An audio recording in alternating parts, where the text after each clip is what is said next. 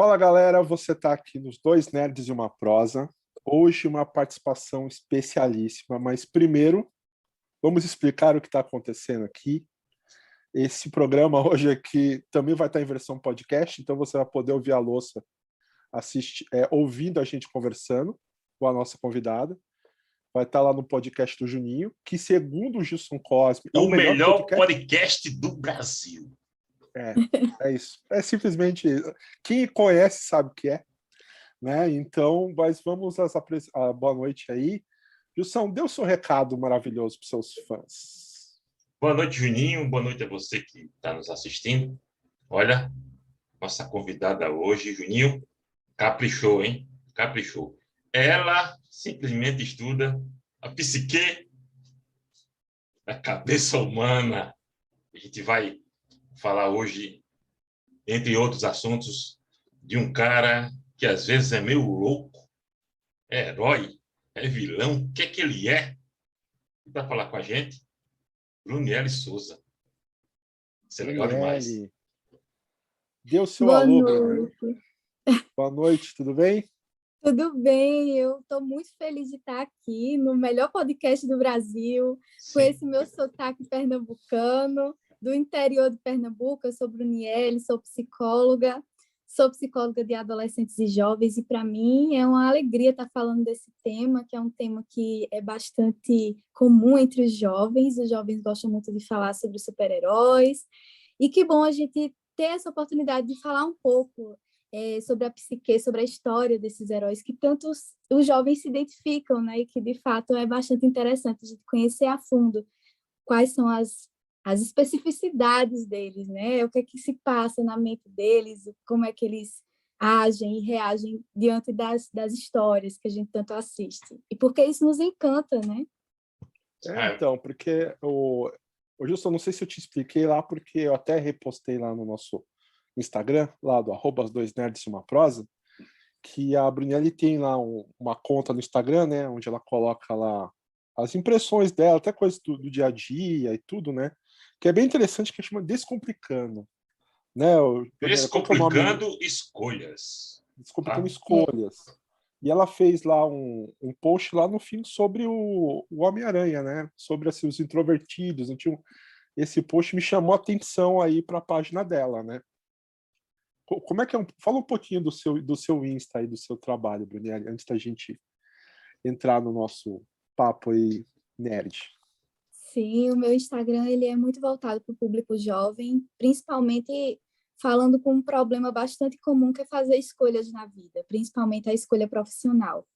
E aí o meu público é o público adolescente e jovem, e é um público que gosta muito desse conteúdo de super-heróis, dos quadrinhos, dos filmes, e também, por que não, as coleções, né? Tem muitos jovens que têm suas coleções de bonecos, de miniaturas, de revistas, e uma das coisas que me chama a atenção é essa identificação das pessoas com os personagens, e principalmente porque, falando do post que eu coloquei lá, do Homem-Aranha, ele é o principal Homem-Aranha, o primeiro, né? Ele é introvertido, ele tem uma característica introvertida que fala um pouquinho também do seu criador, né? A maioria dos artistas, as pessoas que escrevem, que desenham HQs, são pessoas introvertidas, são pessoas voltadas para a imaginação, são pessoas muito criativas, e eu acho fantástico o mundo dos introvertidos, e por isso que eu trouxe à tona essa discussão. Achei interessante fazer esse contraponto com o personagem,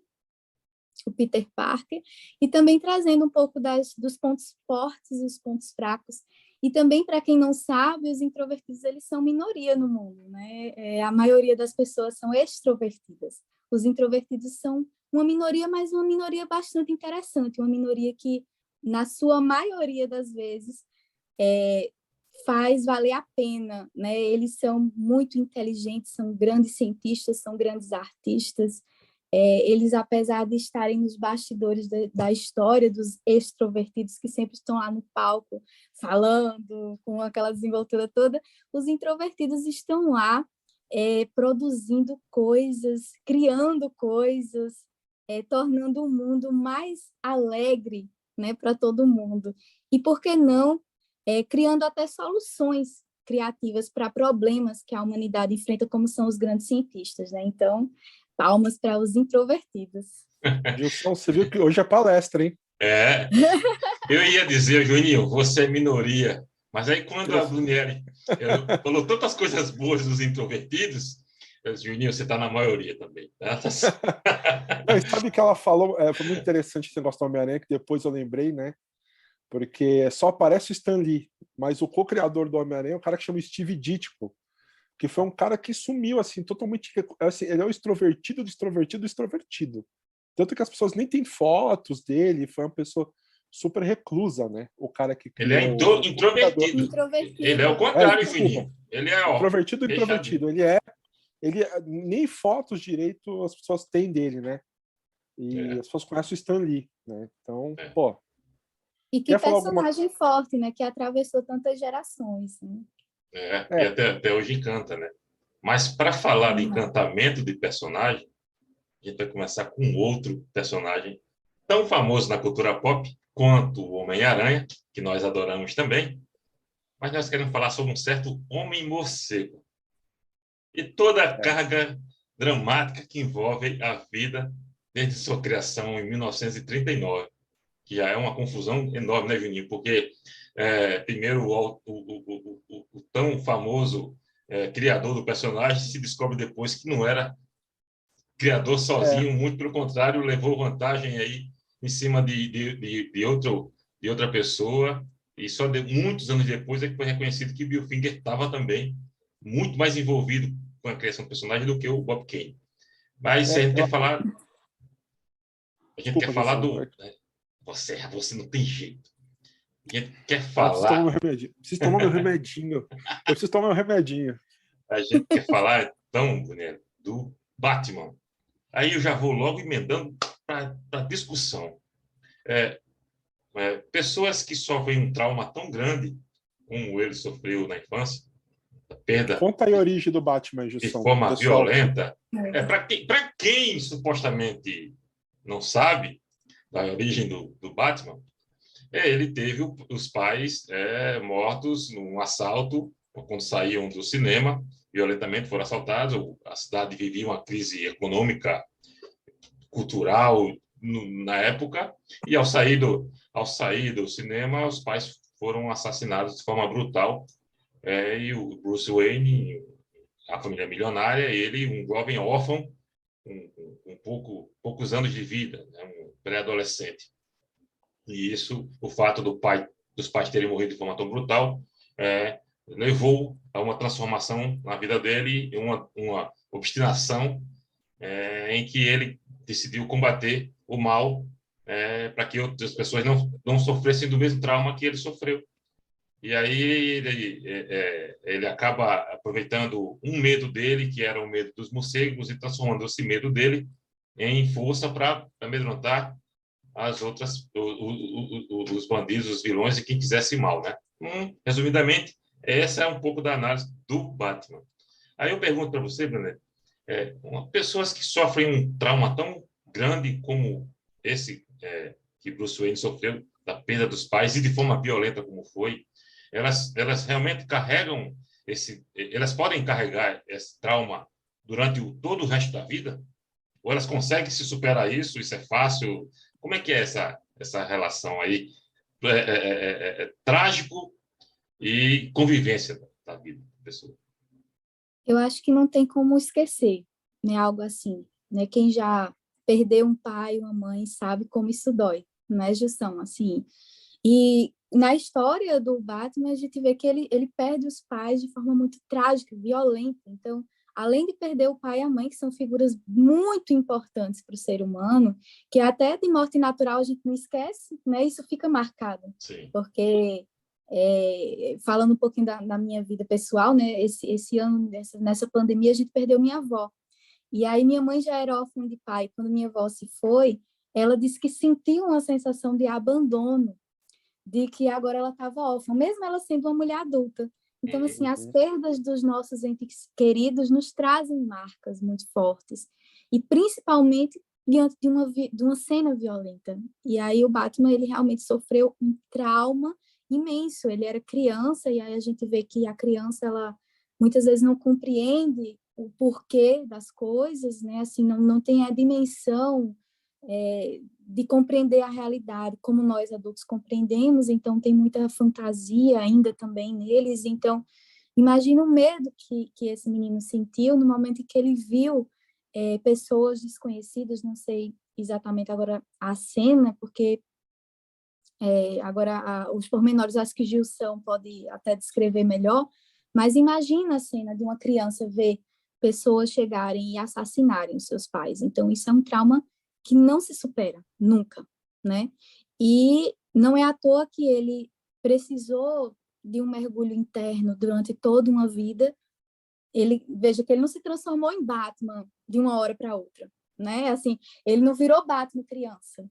Ele precisou crescer, ele precisou elaborar essa dor da perda para poder transformar essa dor e abraçar esse medo, né? E aí eu acho fantástica a história dele, é linda demais, assim, é alguém que conseguiu abraçar o medo.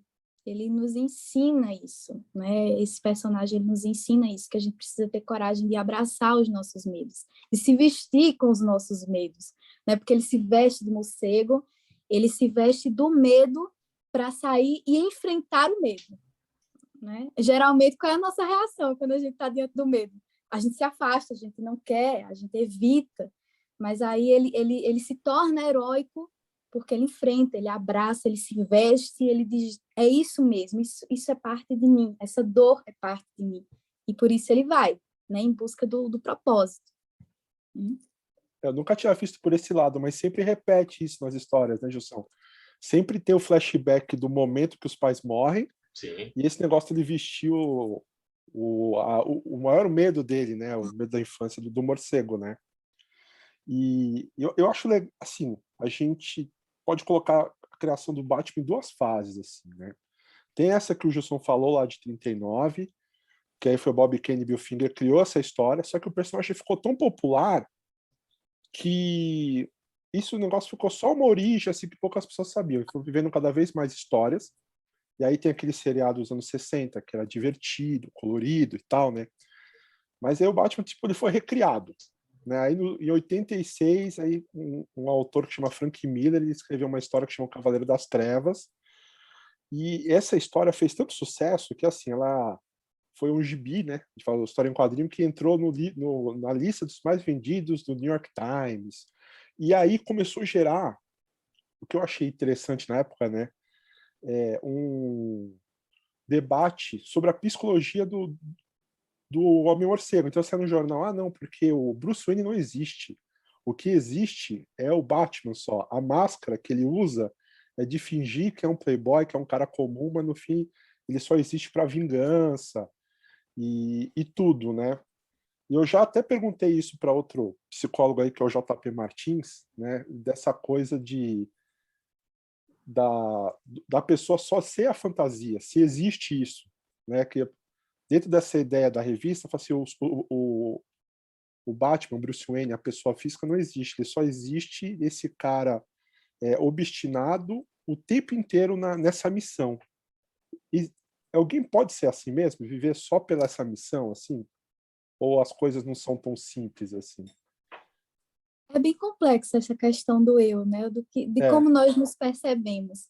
Às vezes é até interessante a gente não tem uma dimensão do que a gente é totalmente. A gente não se conhece por completo. A gente às vezes precisa que o outro também fale a respeito de nós.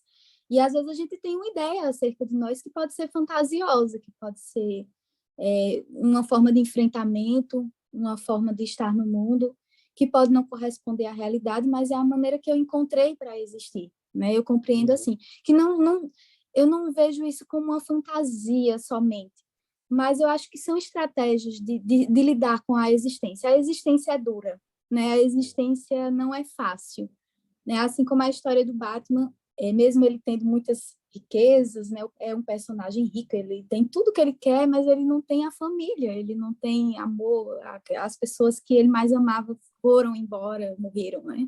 Se foram. Então, ele traz essa reflexão, e a gente pode pensar por esse sentido, de que quem somos nós, né? É a pergunta da esfinge, né? Quem somos nós de verdade, né? A gente usa diversas máscaras, a gente é uma pessoa em casa, a gente é uma pessoa no trabalho. Eu não sei se as pessoas conseguem ser a mesma coisa em todos os ambientes. Às vezes tem ambientes que as pessoas ficam um pouco mais podadas, e aí qual é o real eu? Eu sou tudo isso, né? A gente é também a fantasia. Se a gente constrói, a gente também é aquela É, máscara, aquela fantasia, né? é tipo no espelho, né? Você se arruma e aí você vê uma pessoa, aí alguém tira uma foto sua despercebida e fala, nossa, eu não sou essa, eu não tô assim, né? Isso acontece É, muito, foto no churrasco, né? O seu tio tirar foto lá, você não tá pronto, você olha e fala assim, eu acho que tem muito bem como a gente se percebe, né? É muito doido. quer ver uma coisa bem interessante? A gente está fazendo podcast, né? Quando eu me Uhum. escuto falar, eu acho estranho demais. Eu digo, meu Deus, É, eu falo desse jeito, a minha voz é desse jeito. Então, veja que até quando a gente se ouve falar, a gente se ouve de forma diferente. Quando a gente ouve de forma externa, né? A nossa voz, o nosso jeito. Então, a gente é muito múltiplo, a gente é uma faceta de possibilidades. E a fantasia faz parte delas, né? mas Legal, faz um né? monte aí que se acostuma, faz um É, monte, se acostuma a se você ouvir. falou uma coisa agora que, sim, casou certinho comigo, porque quando a gente começou a entrar nesse mundo de fazer lives e tudo mais, eu não tinha conhecimento de nada disso, né? E eu fui me vendo falando e achei muito estranho. E é tão estranho que, por exemplo, eu não usava o WhatsApp áudio, Eu porque eu também. não gostava da minha voz. Por dois motivos. O primeiro era não gostava da minha voz. E segundo, eu achava muito preguiçoso quem escrevia encurtando as palavras ou falando e não exercitava a arte de escrever. Então, eu insistia muito em sair, de escrever, não sei o quê. Com as lives que eu fui fazendo, eu fui perdendo o medo de falar, de postar os áudios, né? E me acostumei com a minha voz, com o meu sotaque bem carregado nordestino, que eu não imaginava que tinha. Quando eu falava, não percebia, mas ao me ver falando, descobri que é bem característico, mas que eu consegui me acostumar. Né? É bem interessante. E aí, Brunel, você falou um aspecto que é muito legal. Né? A gente tem diversas máscaras no decorrer do nosso dia a dia. Né? E que talvez se adaptem ao momento, ao local, à situação que a gente está. Né? No trabalho se comporta de um jeito, entre os amigos se comporta com outro, né? A família já é um pouquinho diferente, talvez você seja mais aberto numa situação do que em outra. Pode no trabalho eu ser um cara bem divertido, mas quando eu chego em casa eu seja bem fechado, né? Pode ser. Mas eu vou um pouquinho mais além. É um personagem como o Batman, que além dessas máscaras diárias que ele tem, me parece que ele vive uma dualidade, meio que de personalidade, né? Ele é o super-herói, o morcego, o vingador, o cruzador mascarado, né? E ele é o Bruce Wayne, o milionário, o filântropo, o caramba, ele é. Mas, em certos momentos, ele se sente mais verdadeiro como o Batman do que como o Bruce Wayne. E a gente parece que no dia a dia a gente encontra pessoas que também são bem assim, né? Bem, de personalidades diferentes e bem características, que é um pouquinho diferente daquela massa que você tem da situação do dia a dia. Eu estou errado, Brunello, ou não? Não, tá certo mesmo. E assim, é bem interessante a gente falar isso, porque ele precisa usar uma máscara para se mostrar de verdade, né? Ele se sente mais ele sendo mascarado, sendo o personagem principal, que é o Batman, né? E aí, realmente, é justamente nesse momento em que ele assume essa personalidade do super-herói que ele vive o propósito de vida, né? Ele vive aquilo que ele sente que foi chamado para ser e para agir no mundo, que é fazer justiça, né? O desejo dele é de justiça, apesar de ser justiça com as próprias mãos, né? Sim. E que, na verdade, ele está tentando vencer a dor dele, né? E aí a gente vê que ele tem muitos traumas, ele tem sintomas de estresse pós-traumático, ele tem pesadelos, é um personagem que traz muitos pesadelos, lembranças daquele momento traumático, e aí é muito difícil para essas pessoas que vivenciam essa situação de violência ter essa capacidade que ele teve de enfrentamento. E talvez essa vontade de enfrentar ele teve quando era criança, né? Eu fiquei pensando nisso também. Que, assim, ele como criança, ele poderia ter dito, por que eu não defendi os meus pais? Por que eu não fui lá e não impedi? Né? Às vezes a criança tem isso. Eu não sei se vocês já viram vídeos na internet, o quanto a criança ela tem essa capacidade de... claro que diante de um trauma a gente paralisa, mas a criança, às vezes, ela se joga. Eu vi um vídeo faz um tempo já de um pai que chegou bêbado em casa e ele pegou um facão e foi agredir a mãe. E aí a criança, o menino, quando viu que o pai ia matar essa mãe, ele se jogou na frente da faca. Né? Ele se jogou na frente da faca, porque para ele não importava se ele ia levar facada, ele não queria que a mãe dele morresse. Né? E aí esse vídeo me chocou muito, ganhou a internet, veio parar nos noticiários, não sei se vocês chegaram a ver, faz um tempo já, acho que faz uns anos que passou esse vídeo, foi um vídeo de violência, foi daqui de Pernambuco. E aí me chamou a atenção e eu me lembrei também da história do Batman, porque na verdade a reação dele foi de paralisar. Então, para superar essa dor, ele não quer mais paralisar, ele quer agir, ele quer defender, ele quer lutar, ele quer impedir que outras pessoas vivam o trauma que ele viveu. Né? É interessante a gente tocar nesse assunto, né? E tem uma coisa que eu acho interessante também, mas aí eu vou me consultar com você, porque é assim, né? Porque escolhas... Você falou que você gosta das escolhas dos adolescentes, né? Porque quando você é adolescente, tudo é o fim do mundo, né?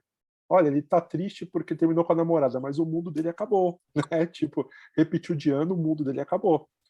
Agora, quando eu e o Gilson antes, né? Nós éramos crianças, e a gente lia essas revistas em quadrinhos, os filmes, as pessoas falavam assim, ó, você consome violência e você vai acabar se tornando um adulto violento. Né? Falavam com outras palavras, não falavam tão bonito assim, né? Você assiste isso aí, isso vai te fazer mal, né? Mas assim, hoje que a gente já pode dirigir já faz um tempo, não tem essa impressão, não acho que isso foi uma má influência para a gente, né? Mas você acha que isso acontece? Você, na sua experiência profissional, você acha que esse pensamento aí faz sentido? Ou é exagero, né? Ou é exagero? Assim, a gente tem que falar de equilíbrio quando a gente fala sobre isso, né? Assim, algumas pessoas têm esse preconceito de que o contato com o conteúdo que tem violência pode provocar violência nas crianças, mas eu acho que é a forma como o adulto conduz essa mediação entre a criança e aquilo que ela vê, né? Porque se eu assisto o filme do Batman, por exemplo, e conto e estou junto do meu filho e digo, né, e fortaleço com ele a importância da resiliência diante da dor.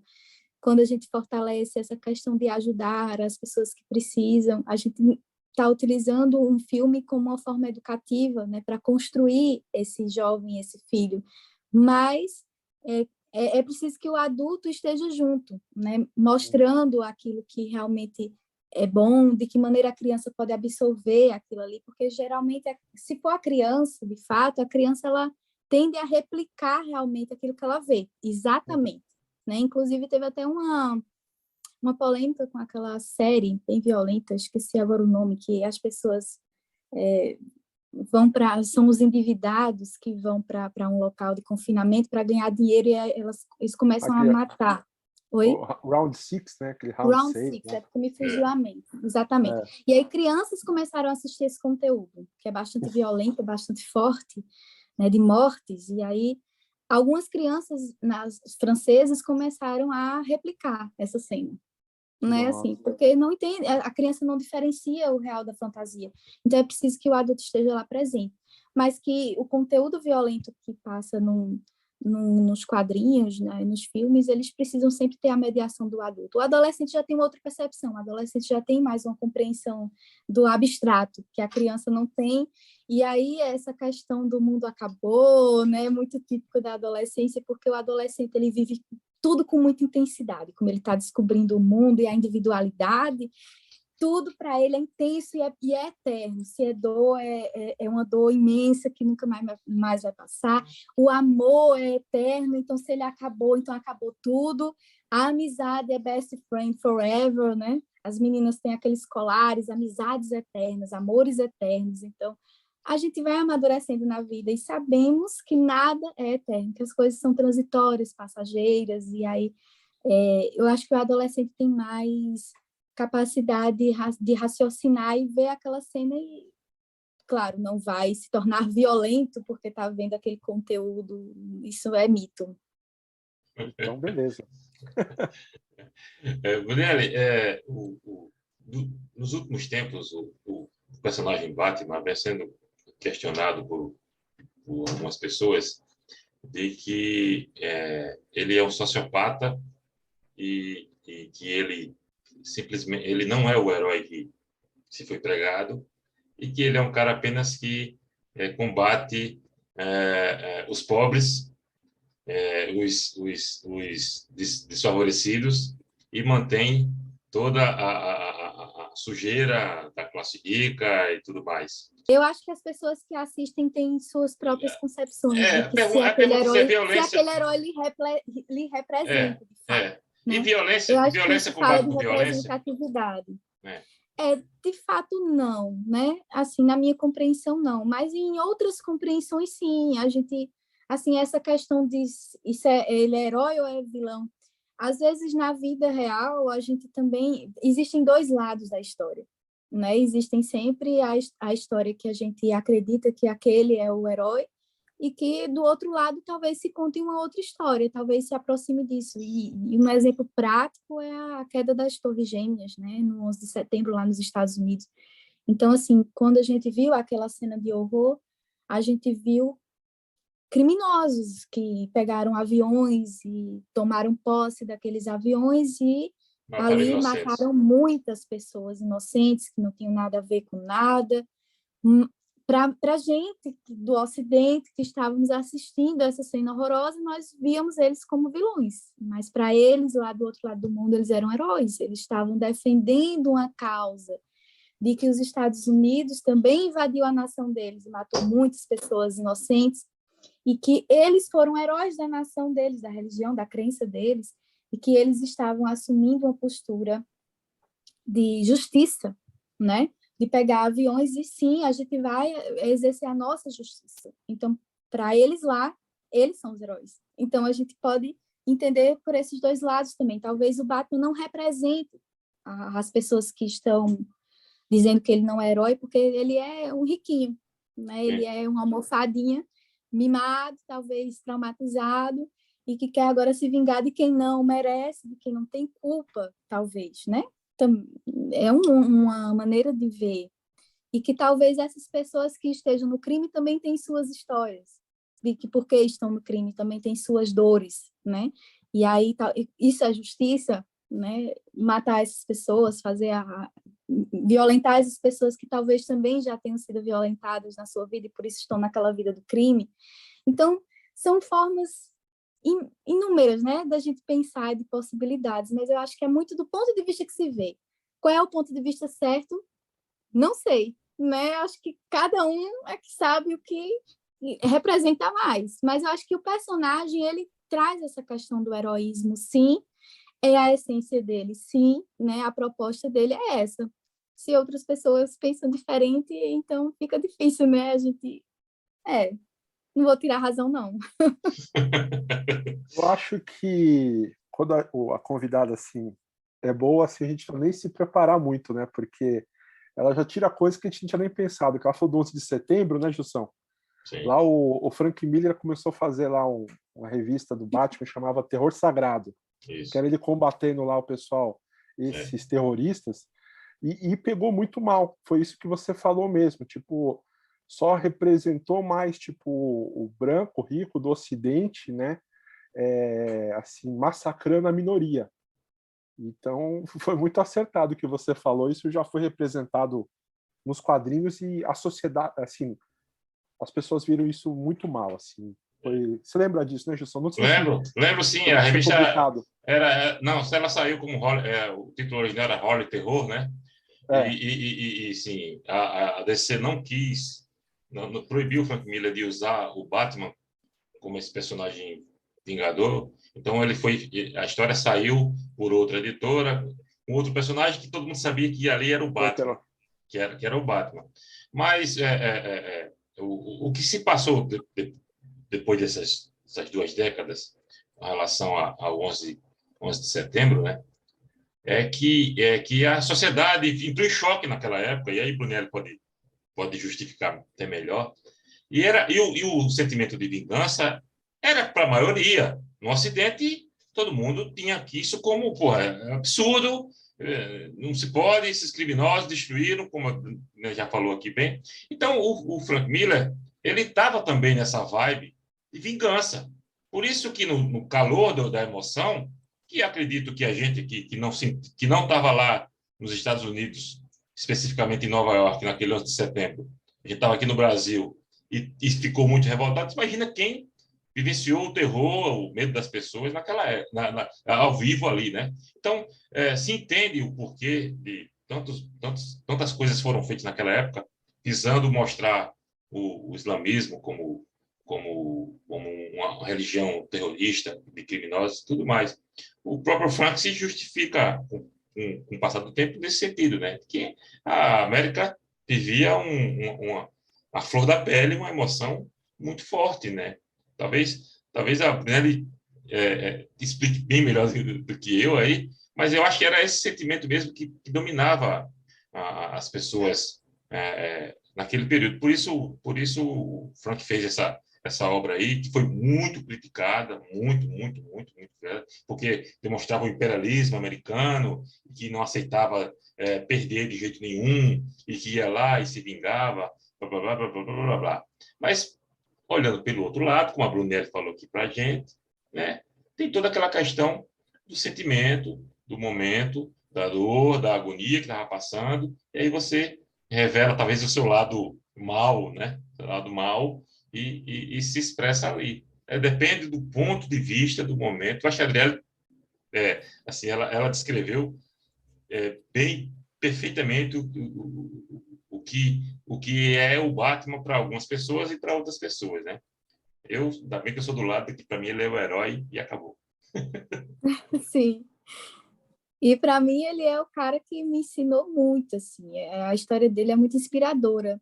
E aí eu me lembro, eu trouxe até uma frase do Batman Begins, né, que ele fala que eu acho interessante como ele nos ensina sobre como a superação do medo e do trauma através do enfrentamento e do amadurecimento, que ele diz, né, que o medo, ele é uma força poderosa que ou nos paralisa ou nos mobiliza. E ele escolheu se mobilizar através dela. E aí ele transformou o medo numa força poderosa. O medo dele, apesar de ser uma coisa negativa, ele transformou no superpoder dele. Ele criou, ele não tem superpoderes como os outros heróis, né? É bom, interessante a gente frisar essa parte. Ele não é um herói que tem mágica. Ele criou. Ele se esforçou, ele construiu as armas, né? E quantas vezes no enfrentamento da nossa vida a gente também precisa criar as nossas armas, a nossa forma de estar no mundo para poder enfrentar a vida tão dura. Então ele me traz essa mensagem, né? E eu trouxe até uma frase que eu queria deixar aqui, que ele no filme ele fala: nós podemos fazer a diferença em um mundo de dificuldades. Podemos perseguir a justiça em um mundo injusto, né? Claro que a noção de justiça dele é diferente, mas se a gente trazer para a nossa vida, para a nossa existência, a gente pode procurar tornar o nosso mundo melhor, criando as nossas armas e sendo também heróis. Por que não a gente não ajudar quem precisa com nossas possibilidades, com o que a gente tem, com o que a gente pode? Então, se a gente ajuda uma pessoa, se a gente se disponibiliza para uma pessoa, a gente está sendo herói dessa pessoa, né? A gente está sendo alguém que está salvando, está abraçando e ajudando as pessoas a superar uma dificuldade, seja ela financeira, emocional, entre outras coisas, né? Vini, como é bom ouvir quem sabe, né? Quem entende do comportamento humano, né? Muito legal. A gente lê no gibi do Batman há 38 anos, a gente nunca falou tão bonito sobre ele, né? Não, hoje foi. Hoje Hoje a gente pode até, acho que, encerrar esse de hoje aí depois dessa Sim. Essa frase do Batman Begins, que eu acho que a Brunelli acertou tudo. Não foi combinado ela falar esses pontos aí, eu acho que... Eu acho que está Tá perfeito a dito. definição, tá? A última pergunta que eu faço para a Brunelli, e que está lá no cartaz que a gente vai lançar, né? Excelente pergunta. E o Batman, ele tem salvação? Né? Já se salvou. Eu diria Olha que ele só. já se salvou, né? Ele tanto se salvou como nos salvou, né? A história dele é Ele tem inspiradora. cura, André? Brunelli, ele tem cura? Cura é um conceito muito médico, né? Muito físico. Eu acho que na alma, para as feridas da alma não tem cura. Para as feridas da alma, a gente tem superação, a gente tem reconstrução da gente. E eu acho que isso ele conseguiu. Talvez ele não seja totalmente, né, curado, totalmente normal, mas quem é normal? Você, eu também sou meio doida, né? Então, assim, todo mundo tem sua loucura, suas dores, suas dificuldades, e porque ele também não pode ter, deixa coitado, né? A gente também tem nossas dores, e a gente está seguindo com a vida, com os nossos sofrimentos também.